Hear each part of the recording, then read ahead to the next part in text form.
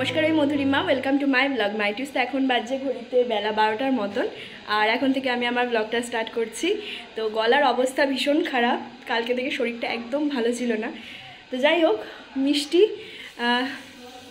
মিষ্টির এবছর প্রথমবার সরস্বতী পুজো, তো খুব একটা যে এনজয় করতে পারছি তেমনটা নয়, কারণ গলার অবস্থা ভীষণ খারাপ। তার মধ্যে কালকে রাতে একটু জ্বরও ছিল। তো মিষ্টিকে একটা অন্য জামা পরিয়েছিলাম প্রথমে, তারপর এত অভ্র ভরে যাচ্ছে গায়ে, সেজন্য পাল্টে এই জামাটা পরালাম। তো আর এই জামাটা কমফোর্টেবলও ফিল করবে অনেক বেশি। আর বাইরে তো প্রচণ্ড রোদ। তো আজকে হচ্ছে সরস্বতী পুজোর সকালবেলা।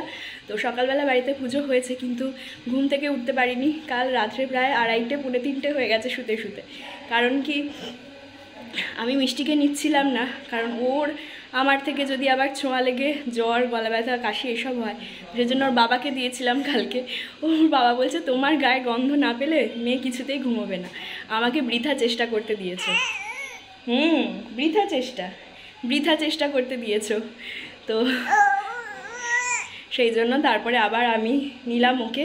ঘুম পাড়াতে পাড়াতে অনেক রাত হয়ে গেছে। তো মোট কথা হচ্ছে, দিনটা আজকে শুরুটা খুব ভালোভাবে হয়নি। আশা করছি বাকি যে সময়টুকু আছে খুব ভালোভাবে। আজকে আমরা বেরোচ্ছি 4 জনে মিলে, আমি, মিষ্টি, ও আর মম। তো আমরা যাব হচ্ছে এখন মমের জন্য যে ফ্ল্যাটটা কেনা হচ্ছে সেখানে। তো চলুন যাওয়া যাক এবং ব্লগটা শুরু করা যাক। আশা করছি আপনাদের ভালো লাগবে। চলো যাই, চলো মাম্মা।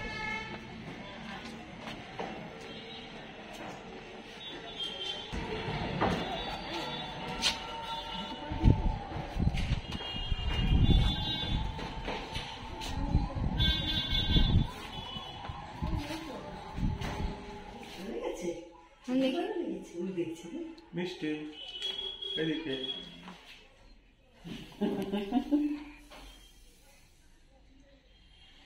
শুক্রবার কটায় হবে রেজিস্ট্রি? তো আমরা চলে এলাম এই যে নতুন ফ্ল্যাটে। তো আজকে সমস্ত কিছু দেখে যাব যে কোথায় কি আমরা কালার করব, এছাড়া কাঠের কাজ যেগুলো হবে, ইন্টেরিয়ার যে সমস্ত ডেকোরেশনগুলো হবে সেই সমস্ত কোথায় কি হবে, এবং ফ্ল্যাটটাও পরিষ্কার করিয়ে রাখার কথা বললাম। ফ্ল্যাটের লুক কিছুটা আপনাদের সঙ্গে শেয়ার করলাম, বাকিটা একদম সুন্দরভাবে ডেকোরেশন হয়ে যাওয়ার পরেই তারপর আপনাদের সঙ্গে শেয়ার করব। নতুন একটা খালি ফ্ল্যাটকে নিজের হাতে সুন্দরভাবে নিজের মনের মতন করে ডেকোরেশন করার কিন্তু মজাটাই আলাদা। তো আমরা সেটা নিয়ে তো ভীষণ ভীষণ এক্সাইটেড হয়ে রয়েছি। আজকে মোটামুটি সমস্ত কিছু দেখে গেলাম, এবং এরপর থেকে কাজ করানো শুরু হবে। তবে তার আগে রেজিস্ট্রি হওয়াটা প্রয়োজন। সম্ভবত আগামীকালই আমাদের রেজিস্ট্রি রয়েছে। এই যে ব্লগটা আপনাদের সঙ্গে শেয়ার করছি, আগেই বললাম যে সরস্বতী পুজোর সকালবেলার ব্লগ। তো সরস্বতী পুজোর পরের দিনই আমাদের রেজিস্ট্রি হওয়ার কথা রয়েছে। ফ্ল্যাট থেকে আসার সময় দেখলাম যে একটা জায়গায় খুব সুন্দর সরস্বতী পুজো হচ্ছে। তো সেখানে আমরা একটুখানি গিয়েছিলাম। ওখানে যাওয়ার পরে ওখানে জানতে পারলাম যে এখানে নাচ, গান, আঁকা, আর্ট অ্যান্ড ক্রাফট এই সমস্ত কিছু শেখানো হয়। আর আঁকাগুলো দেখে আমার সেই ছোটবেলার কথা মনে পড়ছিল। আমিও ছোটবেলায় এরকম হাতে আঁকতাম। ছোটবেলাটা হারিয়ে গেছে, অনেকদিন হয়েছে, কিন্তু মিষ্টির সাথে আবার সেই ছোটবেলাটা ফিরে পাবো, তার জন্য খুবই অপেক্ষারত আমি। তো ওখানে মোটামুটি একটু ঠাকুর দেখলাম, তারপর প্রসাদ খেলাম, তারপর আমরা এখানে একটু দাঁড়িয়ে রয়েছি। তার কারণ হচ্ছে আজকে আমাদের কিছু ডকুমেন্টস দেওয়ার রয়েছে এবং কাগজপত্র দেওয়ার রয়েছে।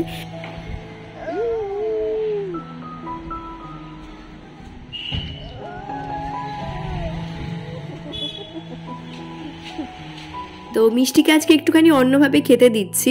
তো আমরা যেদিনকে ব্যাংকের কাজে গিয়েছিলাম সেদিনকে মম বলল, মম ওকে হাতে করে খাইয়ে দিয়েছে ভাত, ডাল, আলু সিদ্ধ। তো এই সমস্ত কিছু না খুব সুন্দরভাবে খেয়েছে বলল মম। আর আমি যখন ওকে সবজি স্ম্যাশ করে দিই তখন ও খেয়ে নেয়, কিন্তু ততটা এক্সাইটমেন্টটা থাকে না। তো মিষ্টির জন্য আজকে আলাদাভাবে ডাল সেদ্ধ করেছিলাম, শুধু ওর জন্যই করা ডালটা। আর তার সঙ্গে একটুখানি এগ ফ্রাই রয়েছে, বাটার দিয়ে করেছি এটা আমি। আর তার সঙ্গে রয়েছে পেঁপে সেদ্ধ।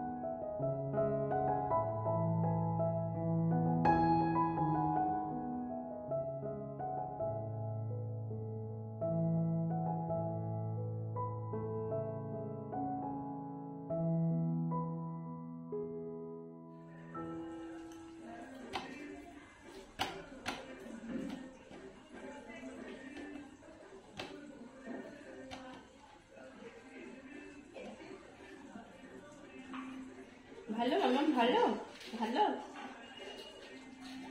ভালো ভালো। ও আচ্ছা আচ্ছা আচ্ছা, ঠিক আছে ঠিক আছে। বলছে হ্যাঁ, মাথা নেড়ে বলছে হ্যাঁ হ্যাঁ।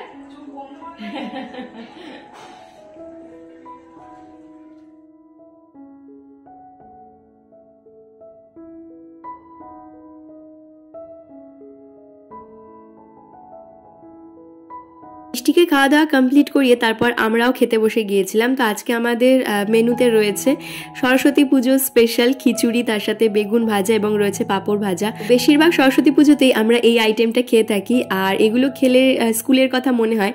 তবে স্কুলে আমাদের সাধারণত খিচুড়ি করতো না, ফ্রাইড রাইস, আলুর দম, এই সমস্ত খাবার দাবার করতো। আর স্কুলে বন্ধুদের সঙ্গে বসে খাওয়া দাওয়া থেকে শুরু করে স্কুলের সরস্বতী পুজোর দিনগুলো কিন্তু এখন ভীষণ মিস করি।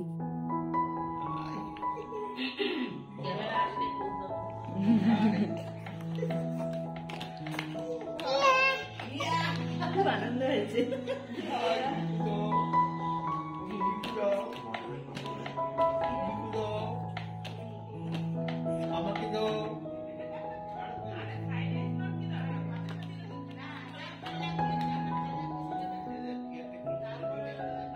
সন্ধ্যাবেলায় সবাইকে একসাথে পেয়ে মিষ্টির এক্সাইটমেন্টটা দেখতেই পাচ্ছেন।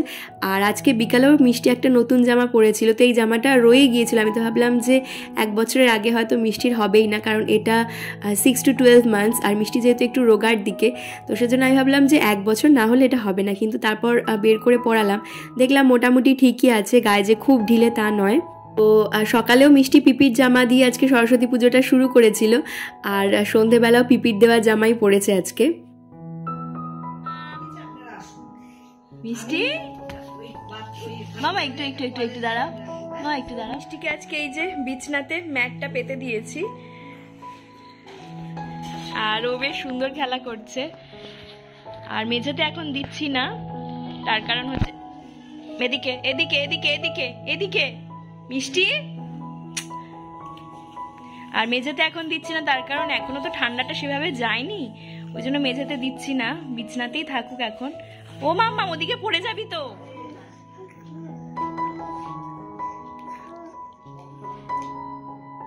বল বল মাম্মা বল।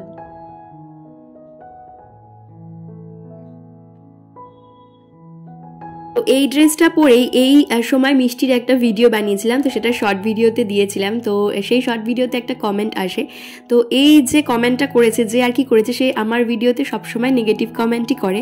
আসলে সে নেগেটিভ কমেন্টই করতে আসে। এই যে মিষ্টি এইভাবে এক পা করে সরে যায়, সেটাই আপনাদেরকে দেখানোর চেষ্টা করছিলাম।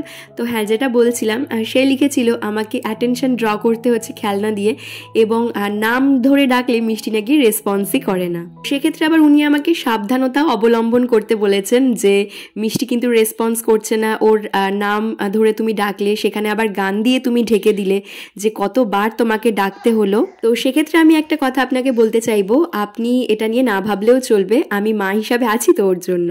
যাই হোক, পরের দিন সকাল থেকে আবার ব্লগটা শুরু করেছিলাম। আগের দিন আর সেরকমভাবে ব্লগটা কন্টিনিউ করা হয়নি। মিষ্টির এর মধ্যে ব্রেকফাস্ট কমপ্লিট হয়ে গেছে, তো তারপর থেকে আমি আবার ব্লগটা শুরু করেছিলাম। তো চলুন ব্লগটা এগিয়ে নিয়ে যাওয়া যাক।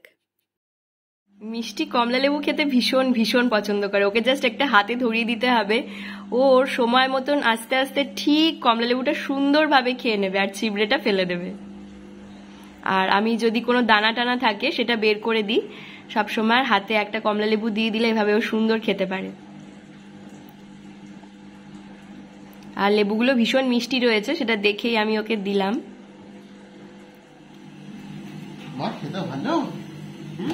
আমাকে দেবে?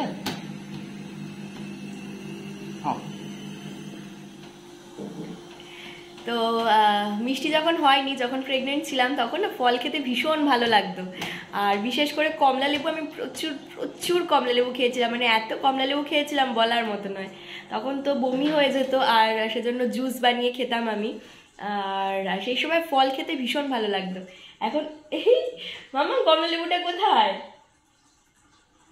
তুমি খোসা সমেত খেতে পারবে?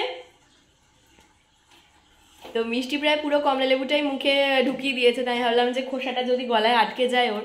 তোর বাবা বললো কোনো অসুবিধা নেই, খোসাটা তো একদম নরম। আর দেখলাম মিষ্টির মুখে নেই খোসাটা, ও ঠিকঠাক নিয়ে যেতে পেরেছে আর কি। তো যাই হোক, সেই সময় থেকে না ফল প্রচুর খেতাম, আর ফল খেতেও ভালো লাগতো, ইভেন এখনও ফল খেতে খুব ভালো লাগে। তো এখন বুঝতে পারছি আসলে মিষ্টির ফল খেতে খুব ইচ্ছা করতো। ফ্ল্যাটের রেজিস্ট্রির জন্য আমরা 11টার সময় বেরিয়ে পড়েছিলাম, খুব কাছে রেজিস্ট্রি হবে আমাদের বেলঘরিয়াতেই। তাহলে চলুন যাওয়া যাক। এই যে মিষ্টি বাবার পকেট থেকে কখন পেনটা বের করে নিয়েছে ও নিজেও জানে না, পরে দেখছি। আর এই যে মুখে দিচ্ছে পেনটা, হাত থেকে নিয়ে নাও, নিয়ে নাও।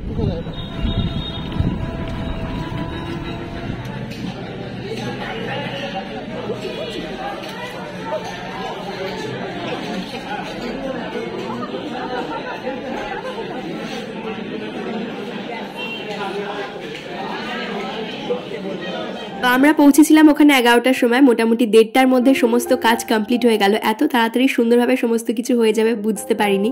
তো এই যে ইনি হচ্ছেন ব্যাংক ম্যানেজার, আর উনি অনেক হেল্প করেছেন আমাদেরকে। আর লাস্ট মোমেন্টে উনি মিষ্টির হাতে চাবিটা দিলেন। তো উনি বললেন আফটার অল ওরাই তো আমাদের মা লক্ষ্মী। আর এটা আমি অক্ষরে অক্ষরে বিশ্বাস করি, মিষ্টি আমাদের জীবনের সত্যি সত্যি মা লক্ষ্মী। তাহলে আজকের ভিডিওটা এখানেই শেষ করছি, ধন্যবাদ।